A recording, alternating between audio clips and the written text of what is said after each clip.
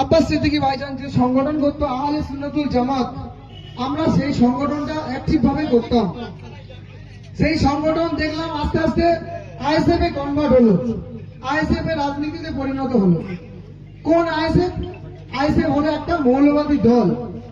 ওখানে মৌলবাদী প্লাস এদিকে আছে বিজেপির একটা আরএসএস দল, ব্রাহ্মণবাদী দল, আরএসএস দল।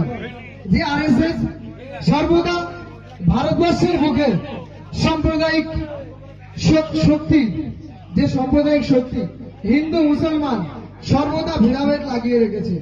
আমাদের মধ্যে যে ভ্রাতৃত্ব ভালোবাসা, যে সর্বদা আমাদের মধ্যে একটা মিল, হিন্দু মুসলিম ভাই ভাই আমরা সর্বদা ঐক্যভাবে চলি, সেটাকে নষ্ট করার জন্য এই বিজেপি সরকার, এই অমিত শাহ, এই নরেন্দ্র মোদী উঠে বেড়ে লেগেছে আমাদের মাঝে, আমাদের পশ্চিম বাংলার ঐক্যকে নষ্ট করার জন্য।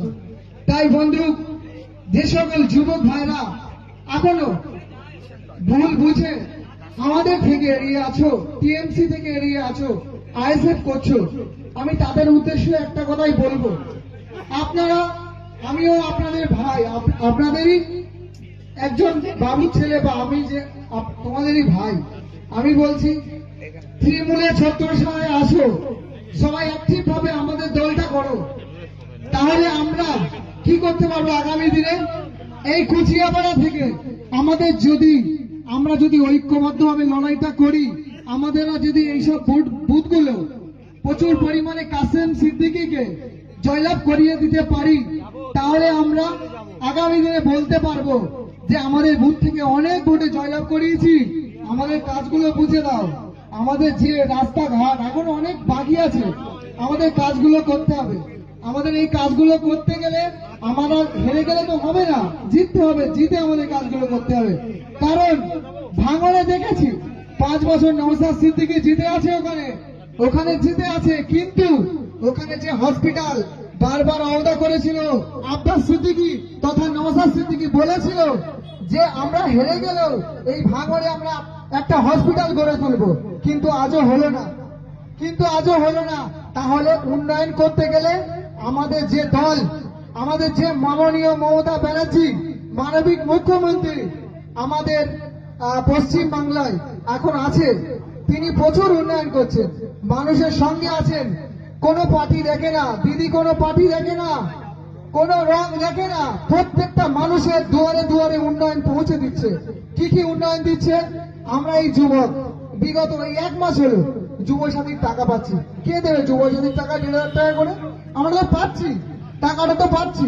কে দেবে? আমাদের ইনকাম করতে গেলে 1,500 টাকা আমরা কোথা থেকে পাবো? 1,500 টাকা ইনকাম করতে গেলে অনেক কষ্ট, সেটা তো আমাদের দিদি আমাদের জন্য ভেবে দিচ্ছে।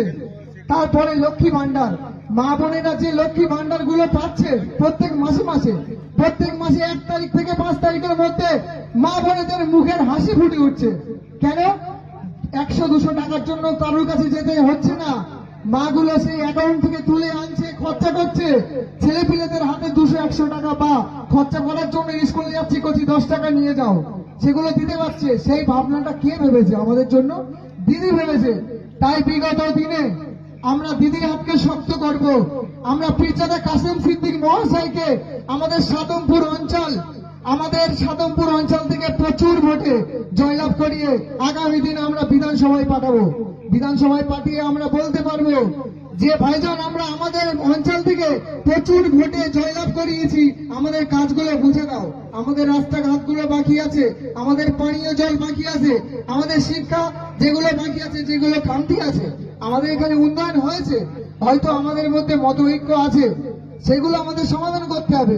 কিন্তু দল হারিয়ে নাই, দলকে জিতিয়েই একটা জায়গায় আসবে। আমাদের মধ্যে যে ইগোটা রয়েছে, হয়তো কারো মনোক্ষুণ্ণ কোনো ব্যক্তির উপরে, কিন্তু এটা তো ব্যক্তি ভোট নয়, এটা স্বয়ং দিদির ভোট। প্রত্যেকটা কেন্দ্রে প্রত্যেকটা বিধানসভা কেন্দ্রেই আমাদের প্রার্থী মমতা ব্যানার্জি, আমরা মমতা ব্যানার্জিকে ভোট করব। প্লাস আমরা যে প্রার্থী পেয়েছি, দিদি যে আমাদের প্রার্থী আমডাঙ্গা বিধানসভা যে দিয়েছে, আমরা খুবই একজন মহৎ ব্যক্তি পেয়েছি, যে ব্যক্তি ফুরফুরা শরীফ থেকে পীরজাদা কাসেম সিদ্দিকী মহাশয়, যিনি যে মহাশয় যে ব্যক্তি আমাদের কেন্দ্রে দাঁড়িয়েছে তারা সর্বদা মানুষের কাজের জন্য অনড়। তাদেরকে আমরা যদি আগামী দিন বিধানসভায় জিতিয়ে দিতে পারি, আমাদের আমডাঙ্গা বিধানসভায় প্রচুর পরিমাণে কাজ হবে। তাই আমি বেশি দীর্ঘই করব না, যেহেতু আমাদের এখানে কুচেপাড়ার এই বুথের ভাইরা খাওয়া দাওয়ার ব্যবস্থা করেছে, তাই আমি বেশি লম্বা দীর্ঘ করব না। এই আমার বক্তব্য আমি শেষ করব। জয় বাংলা, তৃণমূল কংগ্রেস জিন্দাবাদ, মমতা ব্যানার্জি জিন্দাবাদ, অভিষেক ব্যানার্জি জিন্দাবাদ, কাসিম সিদ্দিকী জিন্দাবাদ।